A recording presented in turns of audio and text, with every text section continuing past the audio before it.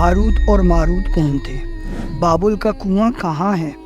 اس کنویں کی اسلام میں کیا تاریخی حیثیت حاصل ہے؟ ہاروت اور ماروت کیا جادوگر تھے؟ ان کا جادو کیسا تھا؟ دوستوں، یہ وہ پرسرار سوالات ہیں جن کے جوابات تلاش کرنا گویا گہرے سمندر سے موتیاں نکالنے کے برابر ہیں۔ لیکن آج کی اس ویڈیو میں ہم کوشش کریں گے کہ آپ کو ان تمام سوالات کے جوابات دینے، تاکہ اس لیے آپ ان ویڈیو کو پوری دیکھیں اور چینل کو ضرور سبسکرائب کریں۔ دوستو، ہاروت اور ماروت کے بارے میں دو قسم کی روایتیں ملتی ہیں، وہ جو قرآن اور حدیث اور تابعین کے اقوال میں موجود ہیں، اور ایک روایت وہ جو توریت انجیل میں آتی ہے۔ اسرائیلی علماء نے آسمانی کتابوں کی روایتوں کی تائید کی ہے، لیکن کچھ لوگوں نے دوسری روایتوں کی بھی حمایت کی ہے۔ آج کی اس ویڈیو میں ہم دونوں روایتوں کے بارے میں آپ کو آگاہ کریں گے۔ پیارے دوستو، اس زمین اور آسمان کے درمیان کئی سارے پردے حائل ہیں۔ اللہ کا عرش آپ کو نیچے سے کبھی بھی نظر نہیں آتا، کیونکہ اللہ کی قدرت سے آپ کی آنکھ اتنی طاقتور نہیں ہے جو اس کو دیکھ سکے۔ اور دوسرا، اس زمین اور آسمان کے درمیان بہت سے پردے حائل ہیں، لیکن حضرت ادریس علیہ السلام کے زمانے میں یہ پردے ہٹا دیے گئے۔ پردے ہٹانے سے عرش پر موجود فرشتوں کی نظر نیچے بنی آدم پر پڑ گئی، تو فرشتوں نے اللہ سے کہا کہ یا اللہ، ہم تو ان کو دیکھ کر بہت حیران ہوئے ہیں، یہ تیری بنائی ہوئی مخلوق تیری کتنی نافرمانی کر رہی ہے، ہم تو گناہ کے قریب بھی نہیں جاتے، ہم ہوتے تو کبھی بھی آپ کی نافرمانی نہ کرتے۔ اللہ نے آگے سے ارشاد فرمایا، میں نے انسان کو غصہ ہونے اور شہوت دینے کی نعمت سے نوازا ہے، تبھی یہ گناہ میں مبتلا ہو جاتے ہیں۔ اگر یہ دونوں چیزیں میں تم لوگوں کو عطا کر دوں تو تم لوگ بھی اسی طرح گناہوں میں مبتلا ہو جاؤ۔ لیکن فرشتوں نے کہا، ہم کبھی نہیں ہوں گے۔ فرشتوں نے اپنی جماعت میں سے دو بہت ہی عبادت گزار اور نیک فرشتوں کو چن لیا، جن کا نام ہاروت اور ماروت تھا۔ اللہ نے اپنی قدرت سے ان کے اندر انسانی خلقت یعنی شہوت اور غصہ ڈال کر اور ان کو زمین پر بابل کے شہر میں اتار دیا گیا۔ ہاروت اور ماروت دونوں انتہائی خوبصورت نوجوان بنا کر اس دنیا میں بنی آدم کے ساتھ اتارے گئے۔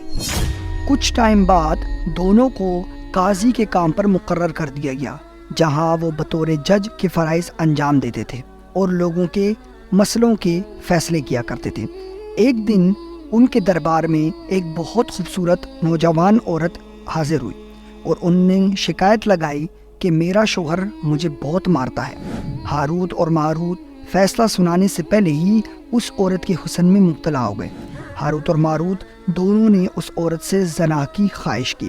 اس پر عورت بولی کہ میں ایک شرط پر آپ لوگوں کی خواہش پوری کروں گی، اگر آپ لوگ شراب پیو گے، بتوں کی پوجا کرو گے یا میرے شوہر کو مار دو گے۔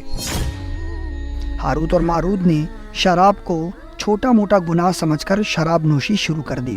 آہستہ آہستہ وہ نشے کی دھت میں مبتلا ہو گئے اور بت پرستی بھی شروع کر دی، اور اس سے زیادہ وہ کبیرہ گناہوں میں بھی مبتلا ہونا شروع ہو گئے۔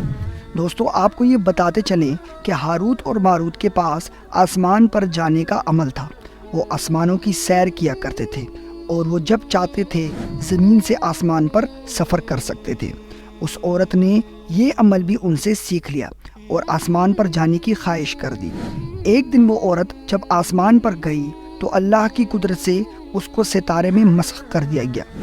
دوستو، اس عورت کا نام زورا تھا، تو اس ستارے کا نام بھی زورا کہلایا، جو کچھ علماؤں کے مطابق آج کے دور میں وینس کہلاتا ہے۔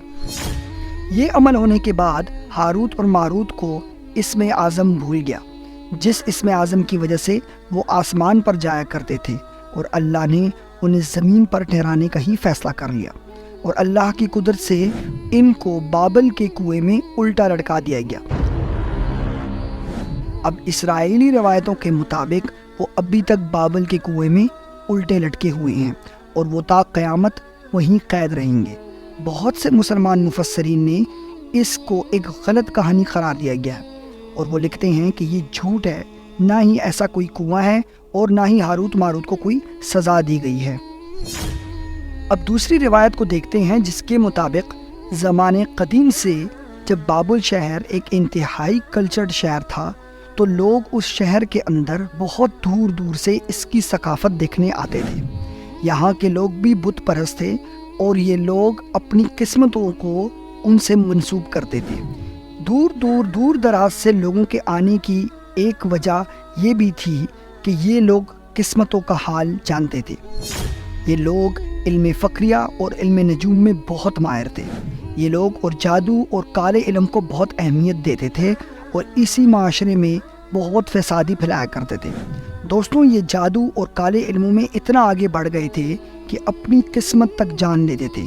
ان کا جادو اور ان کا کالا علم دور دراز تک بہت مشہور ہو گیا تھا، تو لوگ ان کے پاس دور دراز سے اپنی قسمت کا پتہ لگوانے آتے تھے اور کالے علم کا جادو کرواتے تھے۔ حضرت سلیمان علیہ السلام کی جب حکومت آئی تو آپ نے اس بستی کے تمام لوگوں کو اس شرکیہ عمل سے روکا۔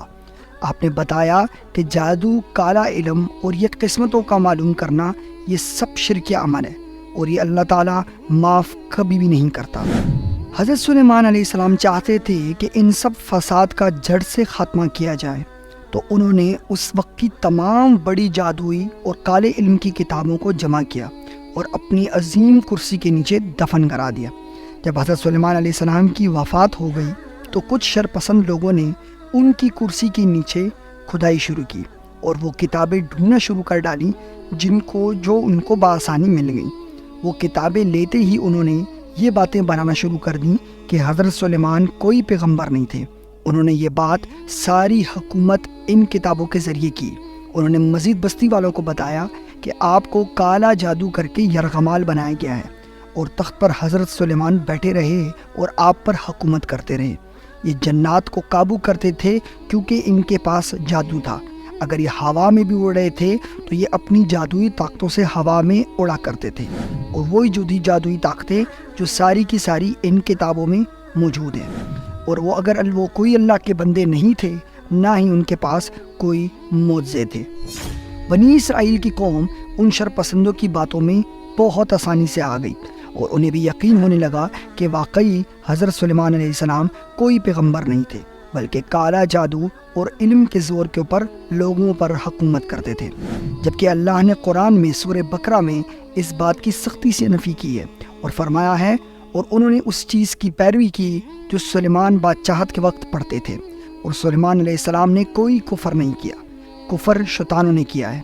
وہ لوگوں کو جادو سکھاتے اور وہ بھی سکھاتے تھے جو شہر بابل میں ہاروت اور ماروت 2 فرشتوں پر اتارا گیا تھا۔ تو جب یہ شر بہت عام ہو گیا اور لوگوں کی تکلیفیں بڑھنے لگیں، فسادات بڑھنے لگے، تو اللہ نے آسمان سے 2 فرشتے بھیجے۔ ان فرشتوں کو اللہ کی طرف سے پیغام دیا گیا کہ آپ نے جا کر لوگوں کو اس عمل کے توڑ سکھانے ہیں۔ اس شہر کے لوگ جس مصیبت میں مبتلا ہیں اس کا توڑ بھی ہے، اور یہ عمل اور یہ توڑ دونوں غلط مقاصد کے لیے استعمال نہیں کرنا چاہیے۔ یہ فرشتے ہاروت اور ماروت تھے۔ بعض روایتوں میں یہ بھی ملتا ہے کہ کچھ لوگ اس بابل کے کنویں کے پاس بھی آئے جہاں ہاروت اور ماروت رہتے تھے اور ان سے جادو کا عمل بھی سیکھا۔ جبکہ کچھ مفسرین کا یہ بھی کہنا ہے کہ عراق کے قریب حالہ ایک علاقہ ہے جہاں پہ بابل کی سرحد شروع ہوتی ہے، اور یہی جگہ ہے جہاں پہ وہ کنواں موجود ہے۔ اور اگر آج کل دیکھا جائے تو یہ علاقہ ایک انتہائی کھنڈر نما علاقہ بنا ہوا ہے، اور ان سب کے مطابق وہ کنواں اس کھنڈر کے منو نیچے دبا ہوا ہے۔ دوستو، جادو اور کالا علم ایک شرکی عمل ہے، اس کی معافی نہیں ہے۔ اس کا استعمال شرپسند کے خاتمے کے لیے کرنا چاہیے۔ آپ کو یہ بتاتے چلیں کہ ستاروں کا حال دیکھنا اور قسمتوں کا معلوم کروانا یہ بھی انتہائی شرکی عمل ہے۔ اللہ تعالیٰ فرماتا ہے، میں تمام گناہ معاف کر سکتا ہوں لیکن شرک معاف نہیں کر سکتا۔ آپ کو ہماری ویڈیو کیسی لگی اپنی رائے کا اظہار نیچے کمنٹ باکس میں ضرور کیجیے گا۔